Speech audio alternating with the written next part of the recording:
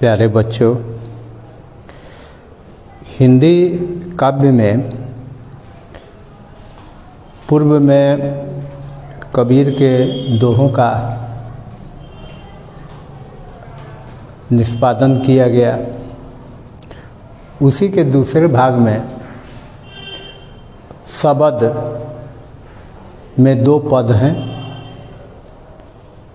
उनकी चर्चा हम अब करेंगे। कबीरदास जी अपनी लेखनी के माध्यम से समाज के ऊपर अपनी अभिव्यंजना व्यक्त करते हैं। इस क्रम में ईश्वर के प्रति मानव का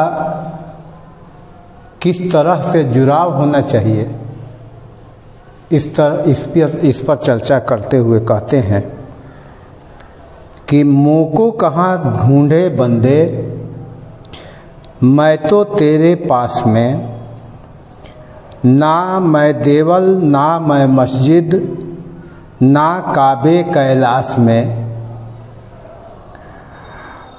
ना तो कौने क्रिया कर्म में, नहीं योग वैराग में, खोजी होए तो तुरते मिली हों, पल भर की तलाश में।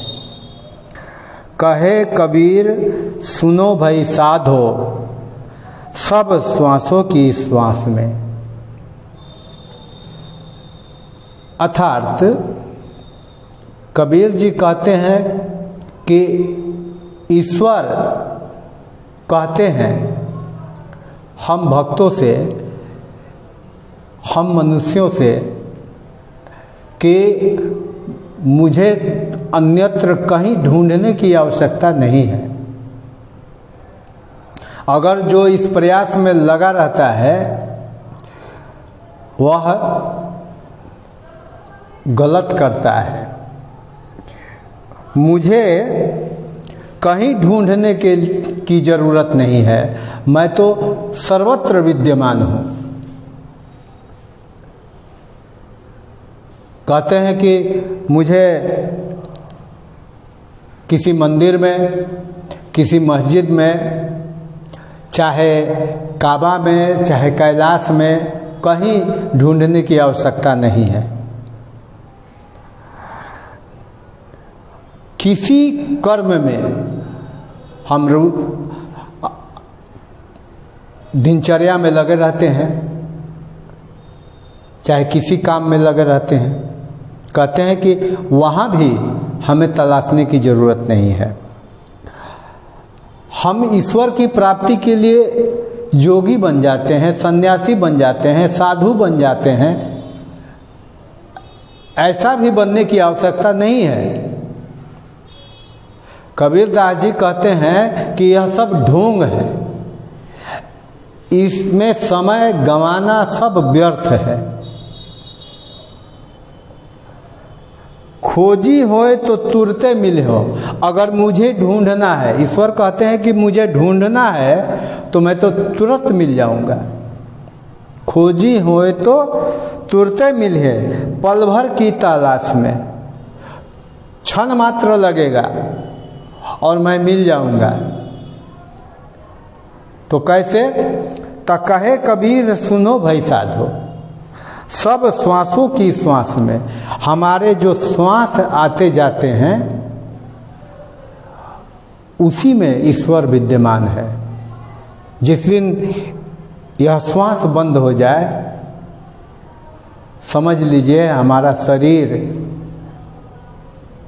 बेकार हो जाता है और श्वास बंद हो जाती है और ईश्वर अपने असीम अनंत में समा जाते हैं।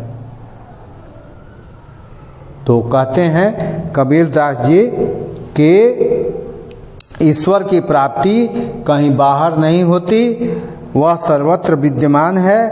अपने भीतर की पवित्रता से उन्हें प्राप्त किया जा सकता है, उन्हें खोजा जा सकता है, उन्हें पाया जा सकता है।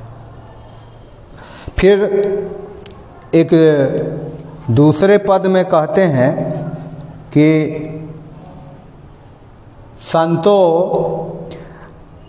भाई आई ज्ञान की आंधी रे, भ्रम की टाटी सबय उरानी, माया रहे न बाधी, हिति चित की द्वैथूनी गिरानी, मोह बलिंडा टूटा, तृष्णा छानी परी घर ऊपरी, कुबधि का भांडा फूटा, जोग जुगति करी संतव बांधी, निर्चु चुए न पानी, कूड़ कपट काया का निष्क्रिया, हरि की गति जब जानी, आंधी पीछे जो जल बूठा, प्रेम हरि जन भीना, कहे कबीर भान के प्रगटे, उदित भया तम खीना। इन पद के माध्यम से कबीर दास जी कहते हैं कि अरे भाई, मेरे हृदय में ज्ञान रूपी आंधी चल रही है, ज्ञान रूपी आंधी। और कहते हैं कि इससे ब्रह्म रूपी छप्पर उड़ गया, जिसमें ब्रह्म ज्ञान छिपा हुआ है, और माया अब जीव को बांध कर नहीं रख सकती है। इस छप्पर की सारी सामग्री छिन्न भिन्न हो गई है, उड़ गई है। मन के दुविधा रूपी जो खंभे हैं वे उखड़ गए हैं, जिन पर यह माया टिका हुआ था। तो इस छप्पर का आधारभूत मोह रूपी खंभा जब टूट गया तो तृष्णा रूपी ज्ञान, तृष्णा रूपी छान ज्ञान की आंधी से टूटकर भूमि पर गिर गया, कुबुद्धि का घड़ा फूट गया।